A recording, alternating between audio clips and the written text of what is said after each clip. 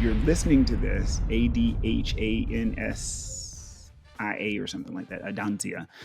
So it is a medication that we use to treat ADHD, specifically to improve inattention related to ADHD. And so the thing about Adhansia, just like so many of these stimulants that are on the market, is that they work really well. They're great at what they do.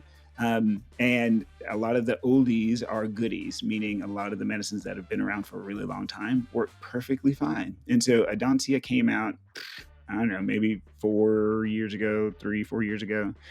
And they came into a very saturated market, meaning there are lots of different options. And so, in my opinion, and this is y'all just my personal opinion, not my clinical opinion, which is they didn't do what they needed to do to corner their market share. Wah, wah, wah. So they were really expensive and hard to get. And it was just, I don't think they did their marketing rollout very well. And so as a result, nobody really used it. Nobody prescribed it. So they were going up against market forces of nobody knew who they were. Plus the alternatives were perfectly fine and cheaper because they had been around forever. And so as a result, they disappeared.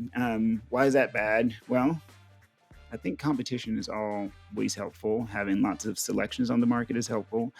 In this particular case, I think I only had one person out of the hundreds of people that I see in any given month. It was one person. And so we just switched them to an oldie but goodie, and I think it's probably going to work perfectly fine. In this particular case, full disclaimer, I didn't start it to begin with. They actually came to me on that medicine. So take it with a grain of salt.